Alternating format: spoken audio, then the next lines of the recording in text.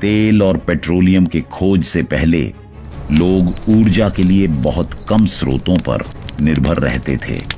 दिन में सूरज की रोशनी में काम हो जाता था, पर सूर्य डूबते ही जिंदगी मानो थम जाती और सब कुछ अंधेरे में डूब जाता।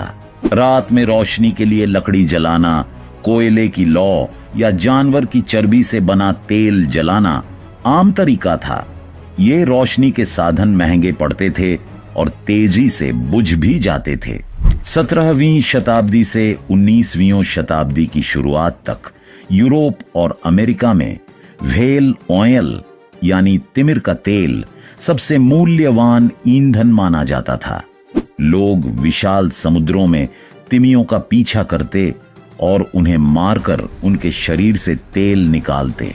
इसी तेल से घरों के दिए जलते और शहरों की सड़कों तक रोशन हो उठती थीं। पर इस रोशनी की कीमत भयानक थी। हर साल हजारों तिमियों की जानें खत्म हो जाती, जिससे अमीरों के घर जगमगाते थे। पर आम लोग फिर भी अंधेरे में ही दिन बिताते रहे। धीरे धीरे तिमियों की आबादी इतनी कम हो गई कि लोग समझ गए यह तरीके से रोशनी उपलब्ध कराना दीर्घकालिक समाधान नहीं हो सकता। 19वीं सदी के बीच आते आते रोशनी की मांग बढ़ने लगी, लेकिन व्हेल का तेल मिलना मुश्किल और बेहद महंगा हो गया था। तब लोगों ने सोचा अब ऐसा कोई नया ऊर्जा स्रोत ढूंढना होगा जो सस्ता, टिकाऊ और हर जगह उपलब्ध हो। और यही खोज इंसान को पहुंचा देती है क्रूड ऑयल और पेट्रोलियम के उस दौर में जिसने दुनिया बदल दी। दिलचस्प बात यह है कि तेल इंसान के लिए बिल्कुल नई चीज नहीं थी, बस उसकी असली शक्ति को अब तक कोई समझ नहीं पाया था। हजारों साल पहले इंसान प्राकृतिक डामर का इस्तेमाल करता था, घर बनाने, दीवारें मजबूत करने और नावों को पानी के नुकसान से बचाने के लिए। पूर्वी और एशियाई लोग उस वक्त इस कच्चे तेल का इस्तेमाल दवा, मसाले और आग जलाने के लिए करते थे।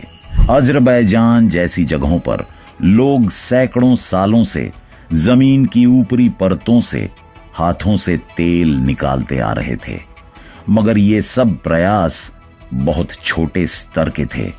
असली कहानी तो अभी शुरू भी नहीं हुई थी। सन 1846 में कनाडा के वैज्ञानिक अब्राहम गेसनर ने इतिहास रच दिया। उन्होंने सबसे पहले केरोसिन का आविष्कार किया। यह केरोसिन कोयले और तेल से तैयार किया गया था और जल्द ही यह सस्ता और आसानी से मिलने वाला रोशनी का स्रोत बन गया। इस खोज ने इंसानों को पहली बार व्हेल ऑयल पर पूरी तरह निर्भर रहने से आजादी दिलाई। लेकिन असली क्रांति आई 1859 में, जब अमेरिका के पेंसिल्वेनिया में दुनिया का पहला सफल ऑयल वेल ड्रिल किया गया। इससे पहले लोग जमीन पर अपने आप निकलने वाले तेल को इकट्ठा करते थे, लेकिन पहली बार मशीनों के जरिए धरती के भीतर से तेल निकालना संभव हुआ। यही छोटा सा कुआं आज की मॉडर्न ऑयल इंडस्ट्री की नींव बना। शुरुआती दिनों में इस तेल से मुख्य रूप से केरोसिन बनाया जाता था, जो लालटेन में रोशनी करने के लिए इस्तेमाल होता था। फिर जब दुनिया में इलेक्ट्रिक बल्ब का जमाना आया तो रोशनी के लिए केरोसिन की जरूरत घटने लगी। लेकिन तभी इतिहास ने नया मोड़ लिया, क्योंकि एक नई क्रांति आने वाली थी जो पूरी दुनिया को बदल देगी। इंजन और मोटर गाड़ी के आविष्कार के बाद तेल की कीमत और जरूरत आसमान छूने लगी। अब तेल सिर्फ रोशनी नहीं देता था, बल्कि मशीनों, कारों, जहाजों और हवाई जहाजों की जान बन गया। ड्रिलिंग तकनीक के बाद अमेरिका में शुरू हुई ऑयल रश, जहां हर कोई तेल की खोज में पागल हो उठा। थोड़े ही वक्त में सैकड़ों ऑयल वेल खोदे गए, नए शहर बस गए और तेल बन गया दौलत और ताकत की पहचान। यह ऑयल मैडनेस जल्दी ही रूस, वेनेजुएला और मिडिल ईस्ट तक फैल गई। जहां धरती के नीचे छिपे थे तेल के सबसे बड़े खजाने। 20वीं सदी की शुरुआत में तेल सिर्फ ऊर्जा का जरिया नहीं रहा, बल्कि पूरी आधुनिक सभ्यता की लाइफलाइन बन गया। लेकिन इसके साथ एक बड़ी भ्रांति भी फैल गई और मुमकिन है कि आप भी उसे सच मान बैठे हों। आज भी बहुत से लोग यह मानते हैं कि पेट्रोलियम डायनासोर के शरीर से बना है, लेकिन असल में यह बात बिल्कुल गलत है। वास्तव में तेल का निर्माण हुआ है बहुत छोटे समुद्री जीवों से, जैसे शैवाल और प्लैंकटन। जब ये सूक्ष्म जीव मर गए तो उनके शरीर समुद्र की गहराई में जाकर मिट्टी और गाद की परतों के नीचे लाखों सालों तक दबे रहे। लाखों सालों की गर्मी और दबाव के कारण ये जैविक अवशेष धीरे धीरे पेट्रोलियम में बदल गए। और चौंकाने वाली बात यह है कि यह प्रक्रिया डायनासोर के जन्म से भी बहुत पहले, करीब 25 से 36 करोड़ साल पहले हुई थी।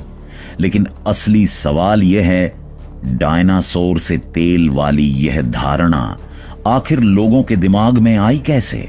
1930 के दशक में अमेरिका की सिंक्लेयर ऑयल नाम की एक कंपनी ने अपने तेल के ड्रम और विज्ञापनों में डायनासोर की तस्वीरें इस्तेमाल करनी शुरू की। डायनासोर की यह छवि और थीम इतनी मशहूर हो गई कि 1932 में कंपनी ने उसे अपना आधिकारिक लोगो बना लिया। विज्ञापनों, पैकेजिंग और बच्चों के खिलौनों में जब हर जगह डायनासोर दिखाई देने लगा तो आम लोगों को लगने लगा कि शायद तेल का डायनासोर से कोई गहरा संबंध है। तेल के डिब्बों, लोगो, विज्ञापनों और खिलौनों में डायनासोर की तस्वीरों ने लोगों के मन में धीरे धीरे एक गलत धारणा बैठा दी। यहां तक कि आज भी कई लोग उस गलतफहमी को सच्चाई समझते हैं। काला तेल यानी ब्लैक गोल्ड जितना अधिक किसी देश के पास होता है, उतनी ही ज्यादा होती है उसकी दौलत और शक्ति। तेल की मांग और कीमत इतनी ऊंची है कि हर महीने दुनिया के अलग अलग देशों में सैकड़ों नए कुएं खोदे जाते हैं। कुछ बड़ी एनर्जी कंपनियां तो हफ्ते के भीतर भी नए कुएं तैयार कर देती हैं, लेकिन उन कुओं से तेल निकालना आसान नहीं होता। इसके लिए चाहिए उन्नत तकनीक, लंबा समय और बहुत पैसा। अपरिष्कृत कच्चा तेल धरती की गहराइयों में लगभग 1.5 से 4 किलोमीटर नीचे करोड़ों साल पुरानी कठोर चट्टानों के बीच कैद रहता है। इस तेल तक पहुंचने के लिए जो ड्रिलिंग मशीनें चलती हैं, उनकी शक्ति इतनी अधिक होती है कि वे जमीन में छेद कर करके गहराई में उतरती चली जाती हैं। मशीन चट्टान तोड़कर अपना मार्ग बनाती है और नीचे उतरी रहती है, और यह काम वाकई बहुत खतरनाक होता है। इतनी गहराई पर तापमान और दबाव बहुत अधिक होता है, इसलिए एक छोटी सी गलती भी जानलेवा विस्फोट का कारण बन सकती है। तेल निकालने में लगे कर्मी हर क्षण जान की बाजी पर चलते हैं। एक छोटी सी चूक पूरी टीम के लिए विनाशकारी हो सकती है। तेल मिलने के बाद असली संघर्ष शुरू होता है, कड़ी मेहनत और नियंत्रण की लड़ाई। शुरुआत में जब दबाव सबसे ऊंचा होता है तो कच्चा तेल खुद ब खुद फटकर जमीन की सतह की ओर उछलने लगता है। जब तेल का प्राकृतिक दबाव कम हो जाता है, तब एक विशाल पंपिंग मशीन का इस्तेमाल किया जाता है। बाहर से देखने पर यह बस एक झूलती हुई लोहे की मशीन लगती है, लेकिन इसकी असली ताकत मिट्टी के सैकड़ों मीटर नीचे तक जाती है। यह मशीन धीरे धीरे धरती के भीतर से कच्चा तेल ऊपर खींच लाती है। जब तेल ऊपर आ जाता है तो उसे पाइपलाइन और बड़े टैंकरों के जरिए रिफाइनरी भेजा जाता है, यानी उस जगह पर जहां कच्चे तेल को प्रोसेस किया जाता है। और यही वह जगह है जहां कहानी सच में रोमांचक मोड़ लेती है। कई लोग यह मानते हैं कि दुनिया की सबसे बड़ी रिफाइनरी किसी गल्फ देश में होगी, लेकिन असलियत बिल्कुल इसके उलट है। दुनिया की सबसे बड़ी तेल रिफाइनरी हमारे अपने देश भारत में है, गुजरात के जामनगर में। इस अद्भुत जगह का नाम है रिलायंस इंडस्ट्रीज की जामनगर रिफाइनरी। अगर एक लाइन में कहें तो हर दिन यहां 1.2 मिलियन बैरल से भी ज्यादा कच्चा तेल प्रोसेस किया जाता है। 7,500 एकड़ में फैला यह इलाका इतना विशाल है कि यहां की बिल्डिंग्स, पाइपलाइन और टैंक देखकर ऐसा लगता है जैसे कोई मिनी सिटी खड़ी हो। इस रिफाइनरी से तैयार पेट्रोल, डीजल, केरोसिन और डामर जैसी चीजें 100 से भी ज्यादा देशों में भेजी जाती हैं। अब जानते हैं कि कच्चे तेल को रिफाइन करने के बाद कैसे हमें अलग अलग पेट्रोलियम प्रोडक्ट्स मिलते हैं। जमीन से निकला कच्चा तेल गाढ़ा, काला और तीखी गंध वाला होता है। इस रूप में यह सीधे उपयोग के लायक नहीं होता। रिफाइनिंग के दौरान तेल के अलग अलग घटकों को अलग किया जाता है, जिससे पेट्रोल, डीजल और केरोसिन जैसे ईंधन तैयार होते हैं, जो आज के जीवन में बेहद जरूरी हैं। इन महंगे ईंधनों की वजह से कच्चे तेल को ब्लैक गोल्ड यानी काला सोना कहा जाता है। कच्चे तेल में विभिन्न आकार और वजन के हाइड्रोकार्बन होते हैं, इसलिए इन्हें अलग अलग करना जरूरी होता है। इन अंतर को पहचान कर उन्हें अलग करने की प्रक्रिया को फ्रैक्शनल डिस्टिलेशन या विभाज्य आसवन कहा जाता है। अंत में कच्चे तेल को एक ऊंची स्तंभ जैसी टंकी में डाला जाता है। इसे फ्रैक्शनल डिस्टिलेशन कॉलम कहा जाता है। जब तेल को लगभग 350 से 400 डिग्री सेल्सियस तक गर्म किया जाता है, तब इसके घटक अलग अलग तापमान पर भाप में बदलकर ऊपर उठते हैं और अलग अलग स्तरों पर जमा हो जाते हैं। जब भाप टावर के अंदर ऊपर की ओर बढ़ती है तो वह विभिन्न ऊंचाइयों पर ठंडी होकर अलग अलग स्तरों पर जमा हो जाती है। यही वो पल है जब साधारण दिखने वाला काला तरल, जो बेकार लगता है, हमारे जीवन के लिए सबसे महत्वपूर्ण ईंधन में परिवर्तित हो जाता है। अब जरा सोचिए, कंडेंसेशन में वास्तव में क्या होता है। एक उदाहरण लीजिए, नमक मिले हुए पानी से भरा गिलास। सिर्फ देखने पर यह समझना कठिन होता है कि नमक और पानी को अलग कैसे किया जाए, लेकिन जैसे ही पानी को गर्म किया जाता है, सब कुछ बदल जाता है और अंतर साफ साफ दिखाई देने लगता है।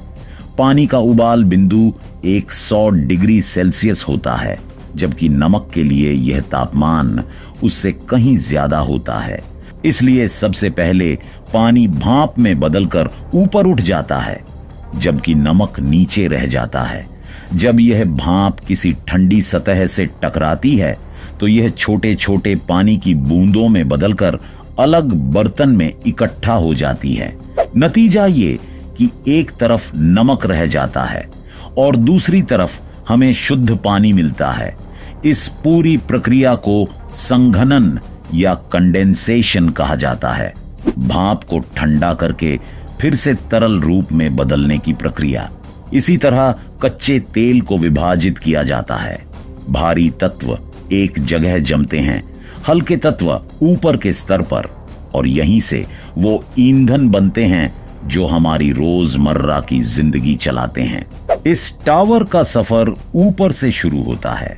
सबसे ऊपर जमा होता है एलपीजी, यानी वही गैस जो हम रसोई में इस्तेमाल करते हैं।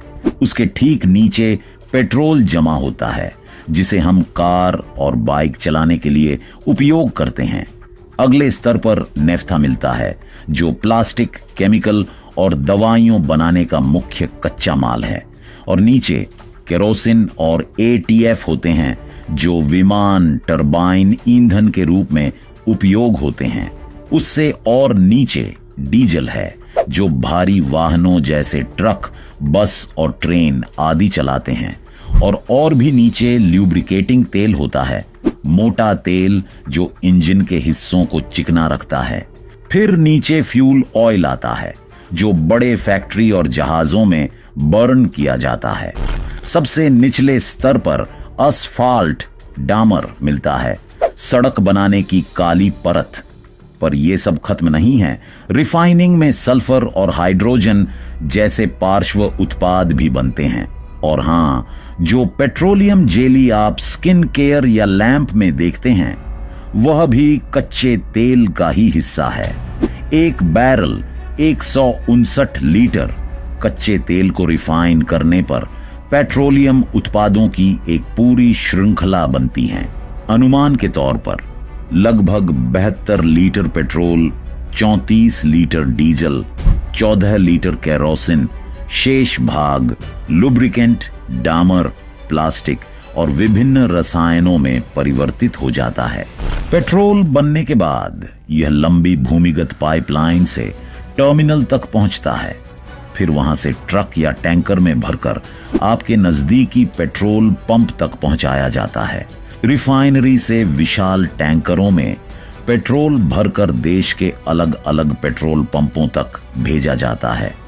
लेकिन टैंकरों में पेट्रोल भरना उतना सरल काम नहीं है जितना आपके वाहन में पेट्रोल भरना होता है, क्योंकि अगर यहां थोड़ी सी भी आग की चिंगारी गिर जाए तो पल भर में भयंकर विस्फोट हो सकता है।